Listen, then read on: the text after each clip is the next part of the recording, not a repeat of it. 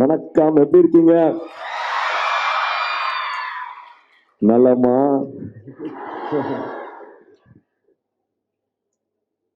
ரொம்ப ரொம்ப சந்தோஷமா இருக்கேன்டா, உங்களால இங்க பார்க்கறது வந்து ரொம்ப ரொம்ப சந்தோஷமா இருக்கேன். ஆனா யூனிவர்சிட்டியில் அத்தனை ப்ரொஃபஸர்ஸ்க்கும் பெரியவங்களுக்கும் ஸ்டாஃப்ஸ் எல்லாருக்கும் என்னோட மரியாதைகளும் வணக்கங்களும். முதல்ல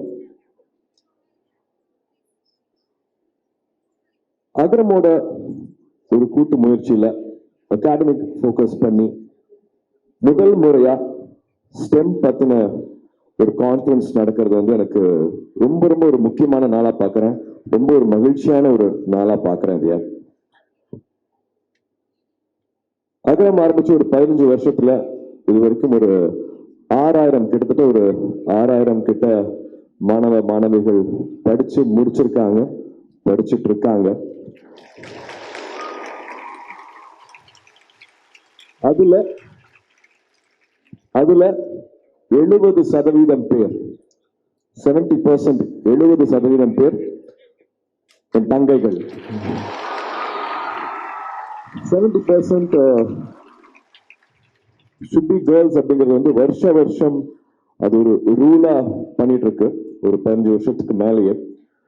ஸோ அகரம் குழுவா வந்து அவங்களுக்கு அடுத்தது என்ன பண்ணலாம், அகாடமிக் சம்பந்தமா வந்து அவங்களுக்கு என்ன தேவைகள் இருக்கு, எங்க கேப்ஸ் இருக்கு, என்ன விஷயங்கள் பண்ணலாம் அப்படின்னு குழுவா யோசிக்கும் போது வந்து we realized ஸ்டெம் சம்பந்தமான படிப்புலையும் துறையிலையும் அவங்களோட பங்களிப்பு வந்து குறைய இருக்கு, கிட்டத்தட்ட ஒரு 30% தான் இருக்கு அப்படிங்கிறது வந்து we realized. ஸ்டெம்ங்கிறது வந்து சயின்ஸ், டெக்னாலஜி, இன்ஜினியரிங், மேத்.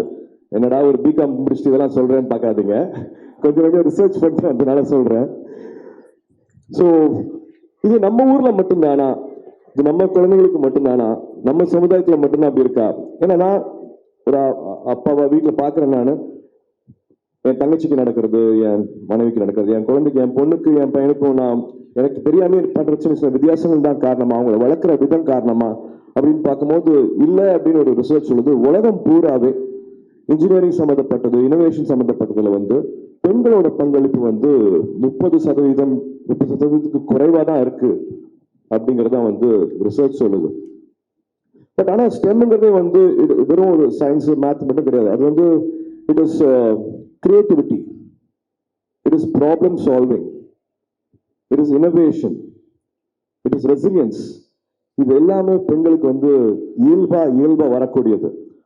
அப்படியே வரமாட்டேங்கிறாங்கன்னு பார்த்தா ஐ திங்க் ஒரு ரோல் மாடல்ஸ் இல்லை, எங்களுக்கு வந்து இது வந்து ஒரு எடுத்துக்காட்டு இல்லை, ரோல் மாடல்ஸ் இல்லை அப்படின்ட்டு ஒரு காரணம் வைக்கிறாங்க. ஆனா அதுவும் இல்லை அப்படிங்கிறது வந்து இந்த ஃபங்க்ஷன் போறதுக்கு முன்னாடி ஒரு சின்ன ரிசர்ச் பண்ண அதுலயும் தெரிஞ்சது. பெண்கள் நம்மளுக்கு என்னெல்லாம் கொடுத்துருக்காங்க அப்படின்னு பார்த்தீங்கன்னா, வேர்ட் ப்ராசஸர் கொடுத்தது வந்து பெண்கள், கம்ப்யூட்டரைஸ்ட் புக்கிங் ஆஃப் ஏர்லைன் கொடுத்தது வந்து ஒரு பெண், solar heating system, stem cells, software that made moon landing. Neil Armstrong முதல்ல போய் ஒரு ஆனா காலை வச்சுட்டாரு, ஆனா அவர் அங்க கொண்டுட்டு போய் இறக்குனது வந்து ஒரு பெண். Medical syringe, major contract surgeries, fridge, CCTV, diaper, dish washer, chemotherapy, computer software, airline சத்தம் வராமல் இருக்கிறதுக்காக, இன்ஜின் சத்தம் வராமல் இருக்கிறதுக்காக அது மஃப்ளர் பண்ணது வந்து ஒரு பெண், பர்த் கண்ட்ரோல், அப்புறம் நிறைய பேருக்கு பிடிக்கும் pier, call centre, car heating, காரோட வைப்பர் பண்ணது வந்து ஒரு பெண். இப்ப எல்லாருமே கனெக்டடா இருக்கிற வீடியோ கால், அதாவது வைஃபை ஆகட்டும், இப்போ அது இல்லாம இருக்கவே முடியாது இல்லையா, வைஃபை கண்டுபிடிச்சது வந்து ஒரு பெண். நம்ம இந்தியாவோட அக்னி மிசைல், அதுல முக்கிய பங்கு அளிச்சது வந்து டெசி தாமஸ், நம்ம இந்திய பெண். இஸ்ரோல மங்கள்யான் உட்பட 14 மிஷன்ஸ் வெற்றிகரமா எடுத்ததுல ரொம்ப ரொம்ப முக்கியமான இஸ்ரோல சயின்டிஸ்ட் வந்து நந்தினி ஹரிநாத் அவர்கள் 14 இயர்ஸா அவர் கான்ட்ரிபியூட் பண்ணிருக்காங்க. ஸோ பெண்களோட பங்களிப்பு வந்து ஏகப்பட்டது இருக்குது. வழக்கம் போல எல்லா இடத்துலையுமே வந்து கவனிக்கப்படுற, பாராட்டப்படுற, இல்லாட்டி பேசப்படுற வந்து ஆண்களாகவே மட்டும்தான் இருந்திருக்குது. என்னை சுற்றி இருக்கிற பெண்களை வந்து நான் ரொம்ப ரொம்ப சக்தி வாய்ந்தவங்களா நான் பார்த்துருக்கேன். அது எல்லா இடத்துலையுமே நான் பொருந்தும். என்னை சுற்றி இருக்கிறேன்னா என் வீட்டில இருந்து நான் இப்போ அகரம் ஒரு 6000 குழந்தைங்க இருக்காங்கன்னா வந்து அதுல முக்காவாசி பேர் அகரம் நடத்துறது வந்து பெண்கள். அதுல இன்னொரு முக்கியமான தாய்னா ஜெயஸ்ரீ சொல்லுவேன். So I really believe in women power. I believe உங்களால முடியாதது ஒண்ணுமே இல்லை அப்படிங்கறத வந்து நான் முழுமையா நம்புறது. ஏன்னா நான் 75ல பிறந்தேன். அப்ப இருந்து அப்பா வந்து 12th ஸ்டாண்டர்ட் மார்க்ஸ்க்கு வந்து யார் வந்து அதிகமாக மார்க் வாங்கணும் அவங்களுக்கு வந்து பரிசு கொடுத்துட்டு இருக்காங்க. 48 வருஷம் ஆக போகுது. இப்போ வரைக்கும் அதிகமா பாஸ் ஆகிறது வந்து பெண்கள். அதிகமா வந்து காலேஜ் படிப்பை முடிக்கிறதும் வந்து பெண்கள். அப்புறம் எங்க அந்த ட்ரீம் கேப் வருது? இது வந்து ஒரு சைலண்ட் கொஸ்டினாவே தான் எப்பவுமே போயிட்டு இருக்கு. ஒரு $1 மில்லியன் கொஸ்டினா போயிட்டு இருக்கு. நிறைய மார்க் வாங்குறதும் பெண்கள், நிறைய படிச்சு முடிக்கிறதும் பெண்கள். அதுக்கப்புறமா என்ன ஆகிறாங்க அப்படின்னா, அப்கோர்ஸ் நம்மளோட சமுதாயம் வந்து அதை பல விஷயங்கள் கொடுக்குது. வந்து அவங்களால தொடர்ந்து வேலை செய்ய முடியாது, குழந்தை பிறந்துடும், அவங்கள நம்ப முடியாது, வேலைக்கு வந்துட மாட்டாங்க, ஒரு பொறுப்பு எடுத்தாங்கன்னா முடிக்க முடியாம போயிடும் அப்படிங்கிற பல ஒரு கிளாஸ் சீலிங் இருக்கு, ஒரு கிளாஸ் வால் இருக்கு. பட் அதை எல்லாமே தகர்த்துட்டு நம்ம வந்துட்டு இருக்கோம். உடல் வலிமையை வச்சுதான் வந்து ஜெயிக்க முடியும் அப்படின்னு நினைச்சிருக்கிற ஸ்போர்ட்ஸ்லயும் இந்தியாவை எங்கேயோ கொண்டுட்டு போறது வந்து பெண்கள் மட்டும்தான். அது எல்லா துறையிலுமே ஆகட்டும். ஸோ ஒரு செரிபல் ஈக்குவாலிட்டி இருக்கிறது, படிச்சா மட்டுமே போதும், பெரிய மாற்றத்தை எடுத்துட்டு வர முடியும் அப்படிங்கிறது வந்து ஒரு ஹார்வர்ட் சர்வே சொல்லுது. ஸோ விமன் இன்ஜினியர், மென் இன்ஜினியர் ரெண்டு பேருமே வச்சுட்டு ஒரு சர்வே பண்ணதில்ல. மக்களுக்கான தேவை, யதார்த்தமான உண்மையான தேவைகளை வந்து பூர்த்தி செய்யறது வந்து பெண்களால மட்டும்தான் முடியும் அப்படிங்கிறது வந்து ஒரு ஹார்வர்ட் சர்வே சொல்லுது. ஸோ இப்போ பார்த்துக்கிற ப்ராடக்ட்லயும் வந்து வெறும் வணிக ரீதியா மட்டும் இல்லாம, லாபம் சம்பாதிக்கிறது மட்டும் இல்லாம, மக்களுக்கான உண்மையான தேவைகளை எடுத்துட்டு வர்றது வந்து உங்களால மட்டும்தான் முடியும். ஸோ அதுக்காக தான் இந்த கான்ஃபரன்ஸ். இந்த ஸ்டெம் கான்ஃபரன்ஸ்ல வந்து பல உரையாடல்கள் நடக்கும். நிறைய அகாடமிஷியன்ஸ் வந்திருக்காங்க. எல்லா டிபேட்டும் வைங்க, என்னென்ன பிரச்சனைகள் இருக்கு அப்படின்னு சொல்லுங்க. அதை எப்படி முன்னெடுத்துட்டு போறது, அதை எப்படி எக்ஸிக்யூட் பண்றாங்க வரைக்கும் வந்து அழகான டிபேட்ஸ் நடக்க போகுது. இன்னைக்கும் நாளைக்கும் வந்து மேக் திஸ் யோர் டே.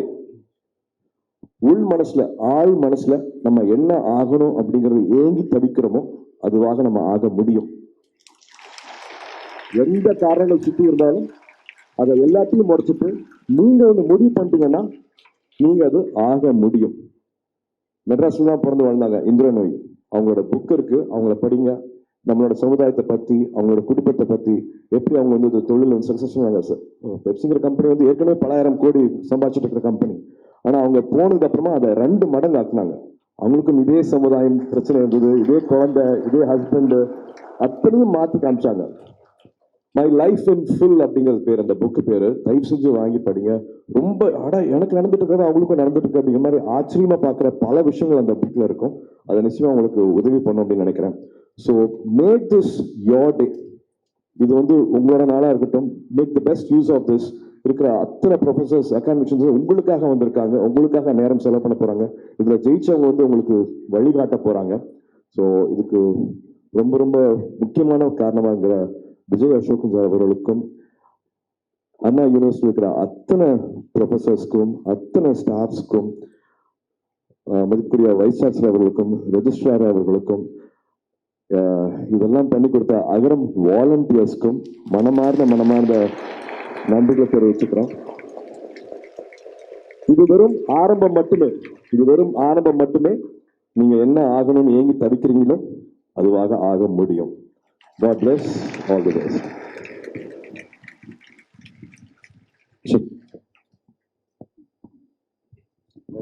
குறிப்பா பத்திரிகை நண்பர்கள் எல்லாருக்கும் வணக்கம். அண்ட் இதை போய் தயவு செஞ்சு ஷேர் பண்ணுங்க. பெண்களுக்கு எப்பவுமே ஒரு ஆண் உழைக்கிறத விட ஒரு 50% எக்ஸ்ட்ரா ஒரு பெண் உழைச்சா மட்டுமே தான் அவங்களுக்கு அந்த அடையாளம், அங்கீகாரம் கிடைக்குது. ஆனா நிச்சயமாக ஒரு பெண் இதுல விதிவிலக்கு இருக்கலாம். ஒரு பெண்ணால ஒரு 5 ஆண்மகன் பண்ணக்கூடிய வேலையை ஒரு பெண் செய்யறதை நான் திரும்ப பார்த்திருக்கேன். பாராட்டுவோம். அவங்களை இன்னும் வேலை கொண்டுட்டு போறதுக்கு எல்லாரும் சேர்ந்து உழைப்போம்.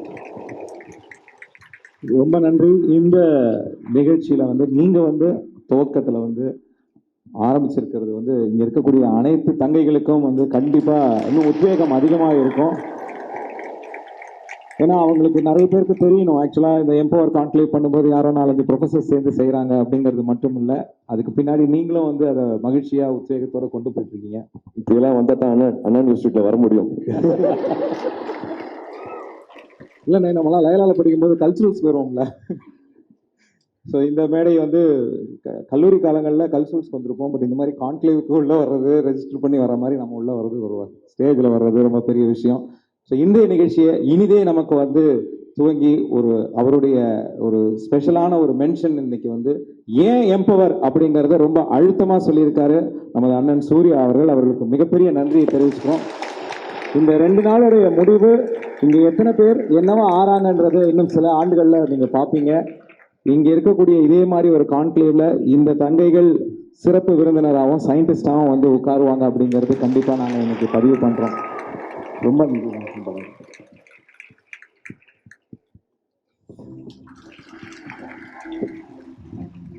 டப்பிங் போயிட்டு இருக்கேன், அதனால தான் தொண்டை எப்படி இருக்கு. அங்க வெயிட் பண்ணிட்டு இருக்காங்க கங்குவாக்காக. ஆல்மோஸ்ட் படம் முடிஞ்சிருச்சு. So I have to leave now. அதனால உங்கள்கிட்ட இருந்து விடைபெற்றுக்கிறேன். தேங்க்யூ.